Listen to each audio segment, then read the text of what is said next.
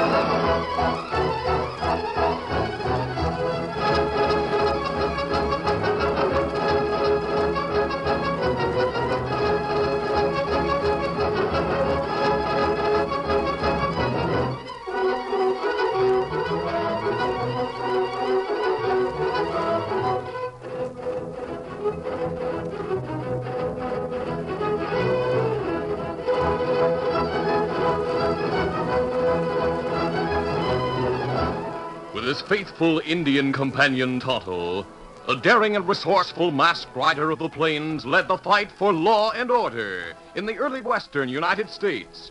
Nowhere in the pages of history can one find a greater champion of justice. Return with us now to those thrilling days of yesteryear. From out of the past come the thundering hoofbeats of the great horse Silver. The Lone Ranger rides again. Come on, Silver. Let's go, big fellow. Hi-Yo Silver! Away!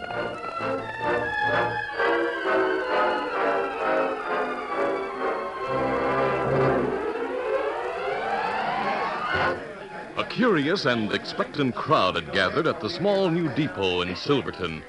The gleaming tracks leading off eastward and disappearing around a curve a short distance away caught and held the attention of all as they waited and watched for the first sight of the train. Suddenly, as the distant sound of a whistle was heard, they waved their hats and cheered loudly. Johnny, the train's coming at last. Yep, the first to make the run from Lipton. Look at that engine. What a sight. Yeah! That crowd's sure excited, Jim. I reckon this will mean a lot to Silverton. That's right, Luke. It'll mean a lot in more ways than one. You sure don't sound like it's making you happy. Why should it? Oh, you mean you're afraid the railroad's going to affect your freight and stagecoach line? Yep, that's it, Luke. Yeah, but I don't savvy, Jim. Yesterday you You told can't talk here.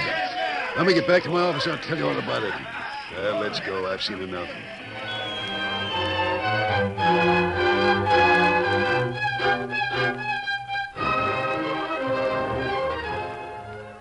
A short time later, the two men, Luke and Jim, sat in the office of the James Melvin Freight and Stage Company. As Jim Melvin eased into the chair behind his desk, Luke looked at him searchingly.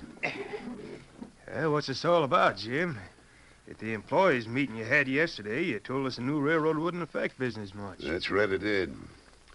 We don't make any money on the stage run anyway, but my freight line made plenty, and I figured it still would. Well, The reason I figured that way was because old man Mason of the Mason Mining Company told me not to worry.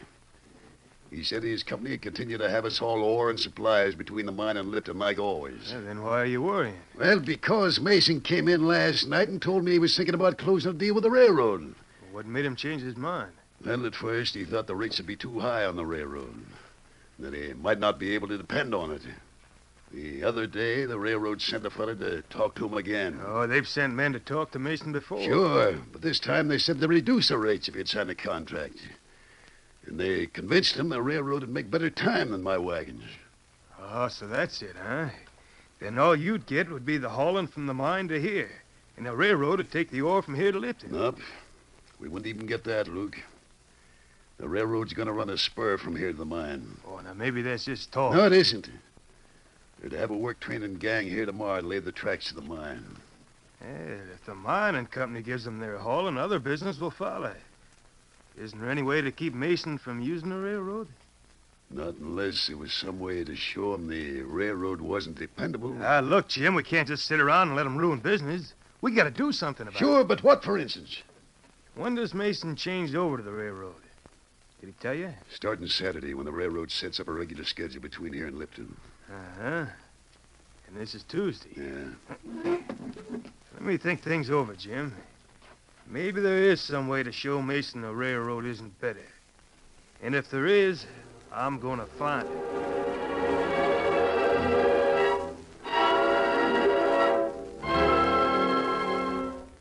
It was late Friday afternoon when the Lone Ranger and Tonto rode along the old trail from Lipton to Silverton.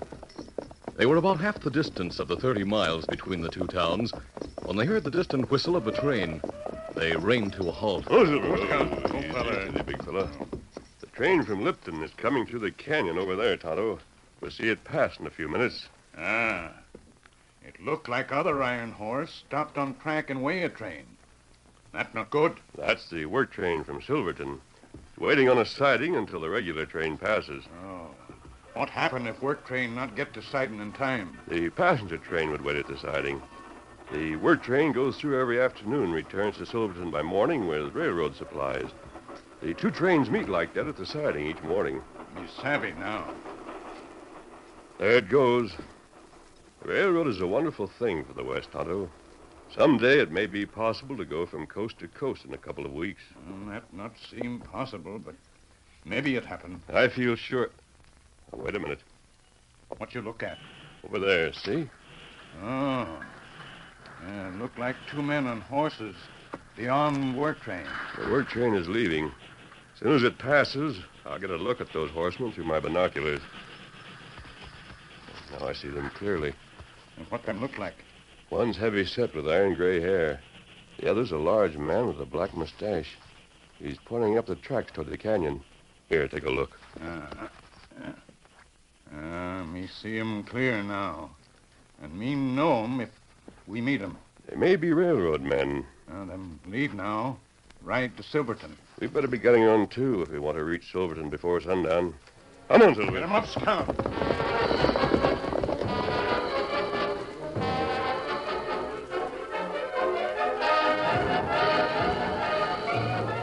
The Lone Ranger and Tonto found a campsite near the trail just outside of town.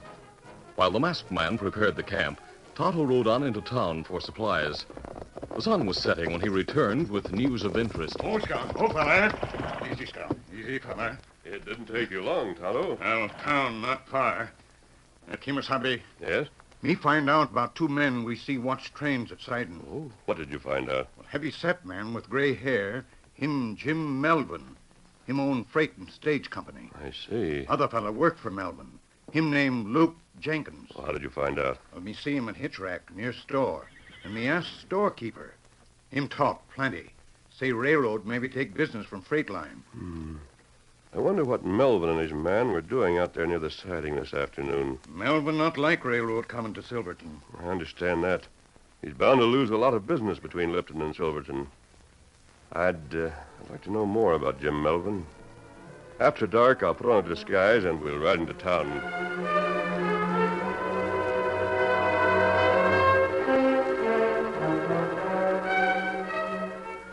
That evening, Jim Melvin was alone in his office when the Lone Ranger, disguised as a rancher, entered.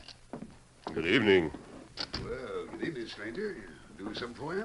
I came to get some information about your freight line, Mr. Melvin. Sit down, sit down. Thank you. I suppose you got some hauling to do, eh? I might have. I'd like to get your rates to compare with those offered by the railroad. Now that train's coming to town from Lipton, That railroad. Eh? Let me tell you something, mister. Nothing's going to take the place of horsepower. When I take a job, you can be sure your stuff is going through. Wouldn't shipping by railroad be quicker and cheaper? Well, I admit I can't match their rates. Oh, but then the railroad is cheaper. It wouldn't be quicker or cheaper if your shipment didn't get there.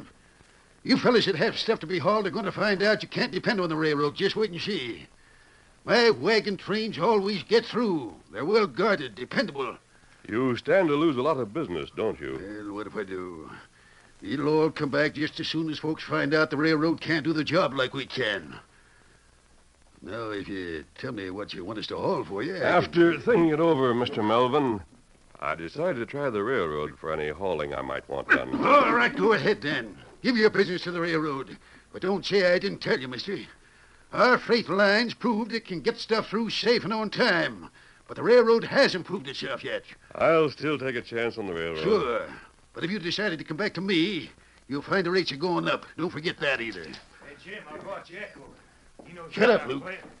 We didn't notice you had company, Jim. I was just leaving. Good night, Mr. Melvin. Hey, who's that hombre? Who do you think it was? Another fool who's decided to use a railroad. Yeah, he'll be back. Luke told me about the plans you made. When we get through with that railroad, they won't ever get any hauling business again. That's right, they won't. You going along with Jack and me tomorrow, Jim? No, you two can handle the job. And make sure you do it upright. Why don't you come along? Well, my sister Jessica, the only living relative I have, is coming over on the stage from Lipton tomorrow. I got to be here to meet her. It's better anyway for me to be around town when folks get the news of what's happened. Yeah, I guess that's right, Jim. Well, after tomorrow, we won't have to worry. The Melvin Freight and Stage Company will have all the business it can handle.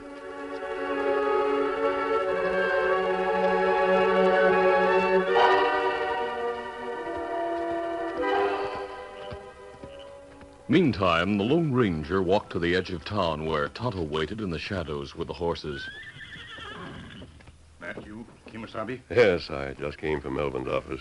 What'd you find out? He's very bitter about the railroad. Oh. Just before I left, two of his men came in. One of them started to say something about a plan, but Melvin shut him up.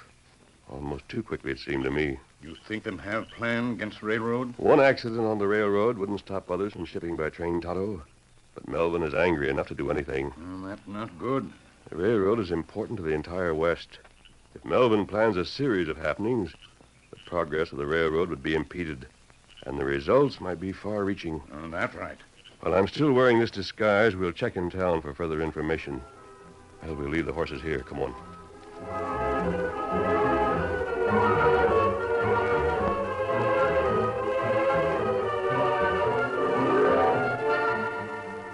Nothing more was learned that night. But the next morning, Tonto, who had gone to town again at dawn, returned with a report. Oh, Scout, oh, fella. Easy, Scout. Easy, fella. Well, Tonto, what did you learn? Well, me wait and watch. While ago, me see Luke Jenkins ride from town with short, stocky feller. That must have been the one they called Jack. Oh, which way did they go? Well, me trail him, them right to west. That's in the opposite direction to Lipton. The railroad hasn't gone that far yet. That's right. When me sure them right trail along railroad, me turn back, come to camp with news. They can't do any harm to the railroad in that territory. We'll ride back to town and keep our eyes open. Melvin may send others along the railroad trail. It was around noon in town, just after the work train, consisting of the engine, the fueling car, and two empty flat cars, left the depot. One of Jim Melvin's men entered the freight company's office. Well, what do you want for it? The man down at the depot asked me to bring this to you, boss. A telegram for me? Uh-huh. Came over the wires all the way from Lipton. I was there when it was ticking out. Give it to me. Here it is, just like you gave it to me. It must be for my sister. I guess she's not taking the stage today. Let's see. Decided to try the new railroad train this afternoon. Meet me at the depot, Jessica. Great guns. What's the matter, boss? Don't you like what you said? We got to keep that work train from leaving town. The work train's already gone. I watched it pull out. Something wrong, Yeah, boss? plenty. Stay here at the office. I'm leaving. If I don't get to that siding before that work train leaves, my sister's going to be in a big train wreck.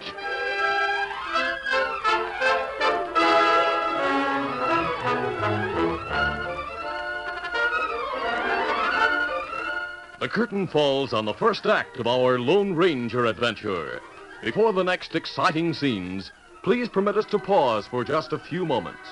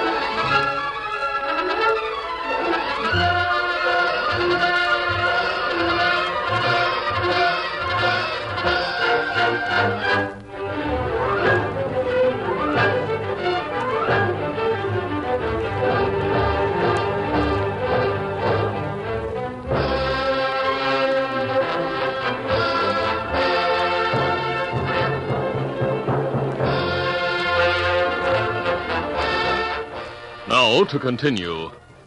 The Lone Ranger had saddled Silver in preparation for the trip to town with Tonto. Suddenly, they heard pounding hoofbeats approaching from the direction of town on the trail above them. Some ride-up trail in big hurry, Kimasabi. Most people use the new trail along the railroad when riding to Lipton. This old trail shorter. I know. Whoever that is, he won't see our camp from the trail. He's passing. I wonder who that... His horse has fallen, Tonto. Come on. Oh, the horse is all right. That fellow on ground. Him hurt. Boy, it's Jim Melvin. My ankle. Up. Now, we'll have a look at it. Masked outlaw. No, we're not outlaws. Forget the mask. You have a bad sprain here. I got it right on it. Easy there, easy. A horse stepped into a hole. I have to get to the railroad side. I have to, do you hear? You not able to ride. Ankle plenty bad. Why do you have to go to the siding, Melvin? You know me, huh? That voice. Are you Mr. Jones? That's it. You're the man who came... I came to your office in disguise. Now, answer my question. Why the hurry to reach the siding? My only sister. She's coming on the afternoon train. She'll be killed. Talk sense, Melvin. Get to the point. All right. I gotta tell you, I guess. Get to the siding.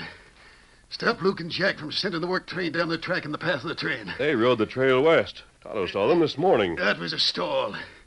They didn't want anyone to see them ride the railroad trail. They cut back after a few miles. That was the plan. Go on. They went to the siding. Going to wait for the work train. Put bandanas over their faces and hold up the engineer and fireman. Then what? They'll start the work train, send it into the path of the oncoming afternoon train. There'll be a big wreck. So that was your plan. Yeah, get to them and stop them. My sister's on that train. I just got word. Others are on that train, too, Melvin. Otto, get him back to town. Take him to the sheriff. Me do it. Melvin, if you want to save your sister and the others, tell the sheriff what you've told us. Have him bring some men to the siding. Here, Silver. I'll tell the sheriff everything. Hurry. You gotta stop them. I'll do my best. You'll have to take the consequences later, Melvin. Easy, steady, big fella. Come on, Silver!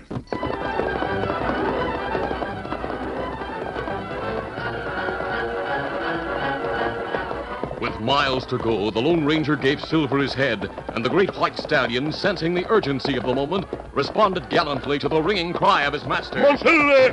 Faster, boy! Faster!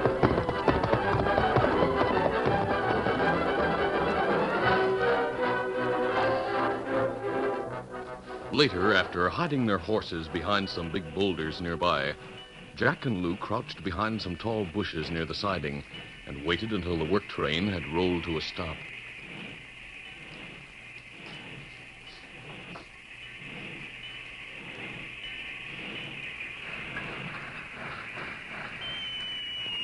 All right, Jack, let's get going.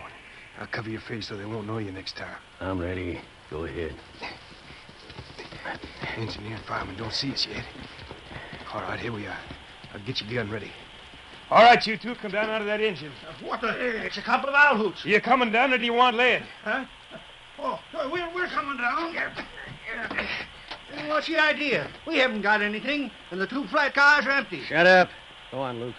I'll watch these two hombres. What are you up to, anyway? You just watch and see. Pull the lever way back and jump for it. Hey, that'll start the train. Send it into the one that's due to be coming from Lipton. That's the idea, mister. A nice big wreck. We won't let you. I warned you. Oh, my leg. Just so your friend won't interfere. Oh. Now, go ahead, Luke. Hurry up. Here she goes.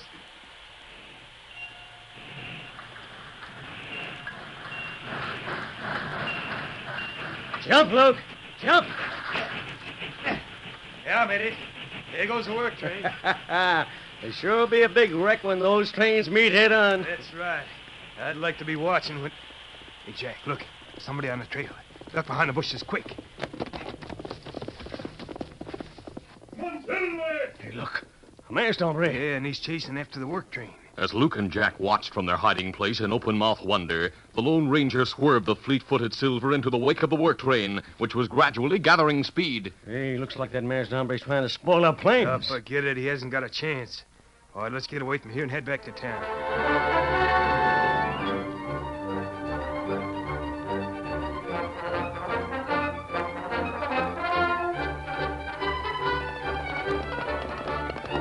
Meantime, as he raced after the work train, the Lone Ranger knew that seconds counted if he was to prevent a disaster.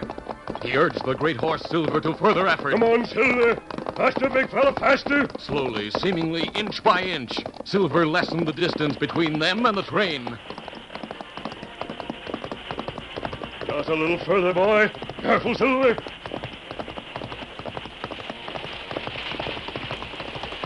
Slowly they gained, until Silver was racing near the iron rungs of the last flat car. Then the Lone Ranger braced himself for the leap which he dared not miss. This is it, Silver. Steady, big fella. Made it. Quickly, the masked man moved along the swaying cars and over the fuel tender into the engine cab. He grasped the throttle and pulled it back, then reached for the brake lever. Have to push that lever and put on the brakes. The other train. I must stop the work train and put it into reverse.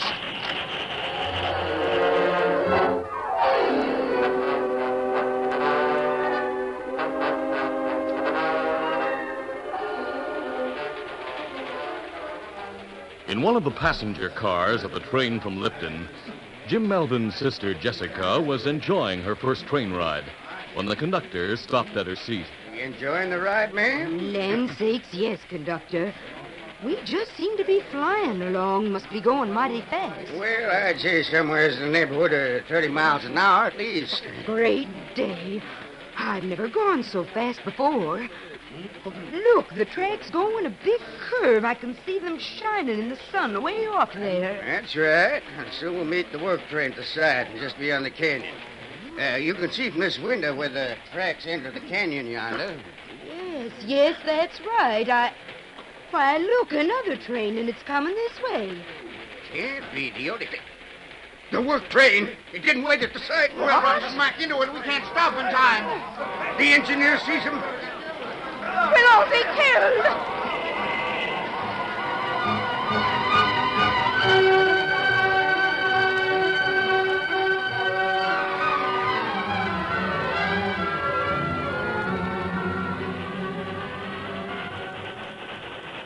In the cab of the work engine, the Lone Ranger had tried frantically to move the brake lever, which had jammed because of the strong and sudden shove given it by Luke when he released it. The work train had run through the short canyon and out onto the curving track beyond before the lever responded. There, that did it.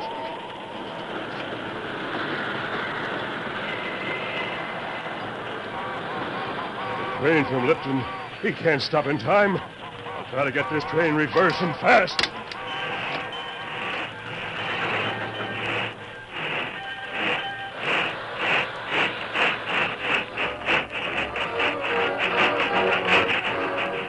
For a few moments, it seemed that in spite of the Lone Ranger's efforts, the trains would crash before the work train could gather enough reverse speed. The masked man held his breath as the engine of the passenger train came close. Then gradually, the work train gathered speed enough to run ahead until the other train could come to a stop.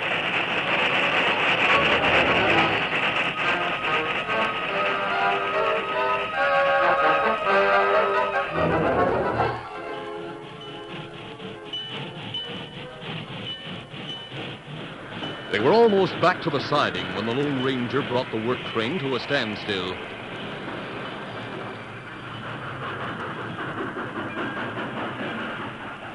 As the Lone Ranger swung down from the engine cab, the passenger train slowly approached and stopped. He was soon surrounded by a relieved but angry crowd.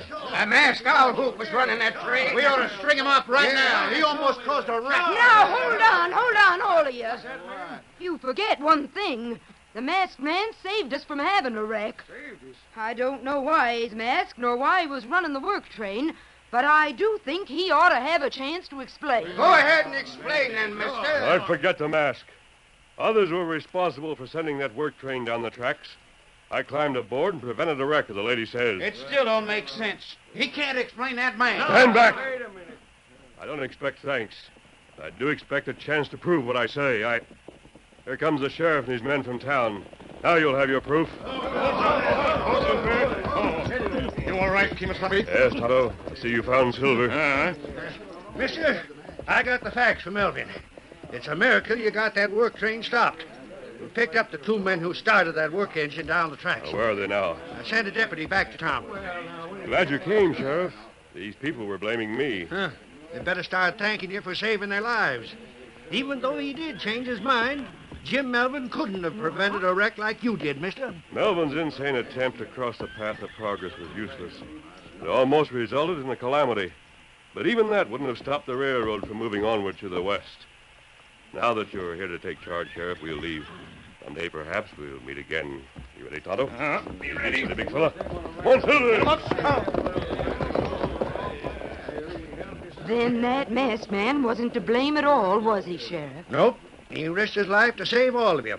If it hadn't been for him, there'd have been a big wreck. Sheriff, I'm Jessica Melvin. I've heard my brother Jim's name mentioned, but I just can't believe he'd have anything to do with trying to wreck the train. Melvin said his sister was on this train.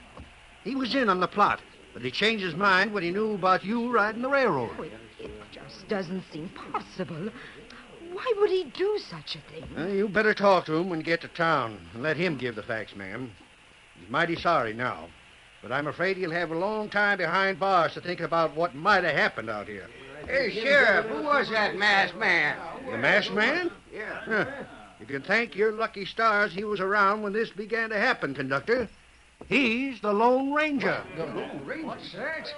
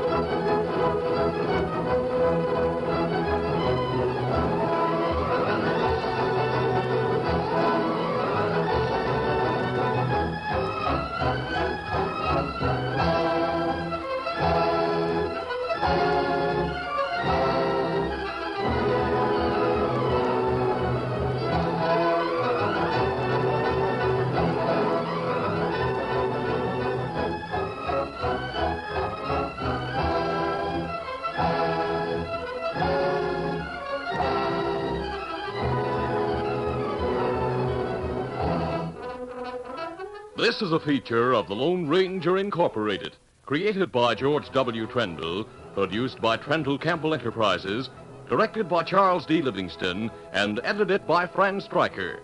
The part of the Lone Ranger is played by Brace Beamer.